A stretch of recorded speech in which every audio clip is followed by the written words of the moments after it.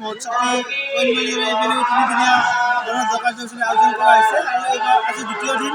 ইতিমধ্যে প্ৰথম দিনা প্ৰভাত ফেৰীৰে আৰম্ভ হোৱা সন্ধিয়া আমাৰ মুখ্য দ্বাৰ উন্মোচন হয় আৰু নিশা ভ্ৰাম্যমাণ নাট্য নিৰ্মাণ কৰা হয়। আজিও দিনৰ বিশেষ নাম প্ৰসংগ পতাকাত্তোলন বৃক্ষৰোপণ আদি কৰি কেইবাটাও কাৰ্যসূচী অনুষ্ঠিত হৈছে আৰু এতিয়া আমি দুগৰাকী অসমক আমন্ত্ৰণ জনাইছিলোঁ, তেওঁলোকে গান পৰিৱেশন কৰি আছে। অহাকালি অৰ্থাৎ তৃতীয় দিনা আমাৰ ৰাতিপুৱা ভগৱতী সাংস্কৃতিক মহোৎসৱ হ'ব আৰু তাৰপিছতে নিশা আমন্ত্ৰিত কণ্ঠশিল্পীৰ দ্বাৰা সাংস্কৃতিক ৰাইজক বাকী থকা কাৰ্যসূচীসমূহ মহোৎসৱটি কইনবাৰী এভিনিউ 3 দিনীয়া গণেশ কাৰ্যসূচীৰ আয়োজন কৰা হৈছে আৰু এইবাৰ আজি দ্বিতীয় দিন। ইতিমধ্যে প্ৰথম দিনা প্ৰভাত ফেৰীৰে আৰম্ভ হোৱা সন্ধিয়া আমাৰ মুখ্য দ্বাৰ উন্মোচন হয় আৰু নিশা ভ্ৰাম্যমাণ নাট্য নিৰ্মাণ কৰা হয়। আজিও দিনৰ বিশেষ নাম প্ৰসংগ পতাকাত্তোলন বৃক্ষৰোপণ আদি কৰি কেইবাটাও কাৰ্যসূচী অনুষ্ঠিত হৈছে আৰু এতিয়া আমি দুগৰাকী অসমক আমন্ত্ৰণ জনাইছিলোঁ, তেওঁলোকে গান পৰিৱেশন কৰি আছে। অহাকালি অৰ্থাৎ তৃতীয় দিনা আমাৰ ৰাতিপুৱা ভগৱতী সাংস্কৃতিক মহোৎসৱ হ'ব আৰু তাৰপিছতে নিশা আমন্ত্ৰিত কণ্ঠশিল্পীৰ দ্বাৰা সাংস্কৃতিক ৰাইজক বাকী থকা কাৰ্যসূচীসমূহ মহোৎসৱটি কইনবাৰী এভিনিউ 3 দিনীয়া গণেশ কাৰ্যসূচীৰ আয়োজন কৰা হৈছে আৰু এইবাৰ আজি দ্বিতীয় দিন।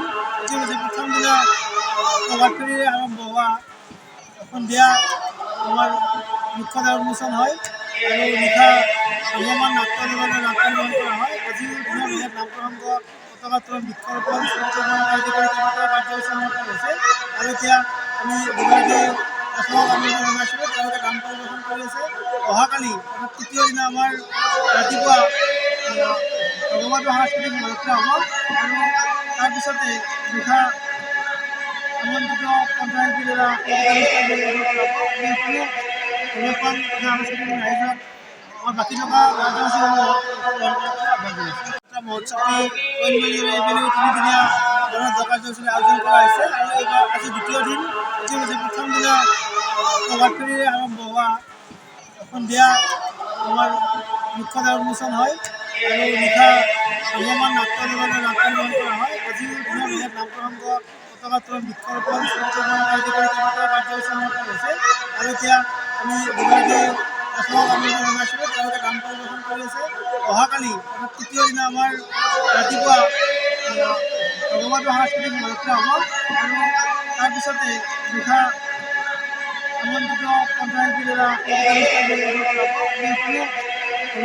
সাংস্কৃতিক ৰাইজক বাকী থকা কাৰ্যসূচীসমূহ মহোৎসৱটি কইনবাৰী এভিনিউ 3 দিনীয়া গণেশ কাৰ্যসূচীৰ আয়োজন কৰা হৈছে আৰু এইবাৰ আজি দ্বিতীয় দিন।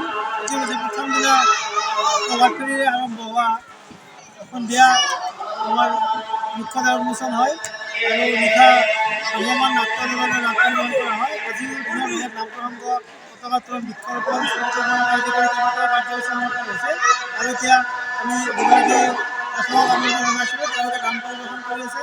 অহাকালি অৰ্থাৎ তৃতীয় দিনা আমাৰ ৰাতিপুৱা ভগৱতী সাংস্কৃতিক মহোৎসৱ হ'ব আৰু তাৰপিছতে নিশা আমন্ত্ৰিত কণ্ঠশিল্পীৰ দ্বাৰা সাংস্কৃতিক ৰাইজক বাকী থকা কাৰ্যসূচীসমূহ অসমবাসী তথা ডিমৰীয়াবাসীৰ বাবে সুখবৰ। কামৰূপ মহানগৰ জিলাৰ সোণাপুৰত স্থাপন ডিমছ হাস্পতাল এণ্ড নাৰ্ছিং হোম। উপলব্ধ বিভাগসমূহ general medicine, gynaecology, general and laparoscopic surgery, orthopaedic surgery, paediatrics and neonatology, palliative medicine, pain clinic, dermatology, ENT, urology, দুৰ্ঘটনা আৰু জৰুৰীকালীন সেৱাৰ বাবে 24 ঘণ্টাই উপলব্ধ ডিমছ হাস্পতাল এণ্ড নাৰ্ছিং হোম। অত্যাধুনিক সা সুবিধাৰে পৰিপূৰ্ণ ডিমছ হাস্পতাল এণ্ড নাৰ্ছিং হোমত উপলব্ধ digital X-ray, 24 hours pathology, ECG, PAC clinic, 24 hours RMO doctors. ঠিকনা বৰঘাট, সোণাপুৰ, কামৰূপ মহানগৰ জিলা। যোগাযোগৰ নম্বৰ 8009040080।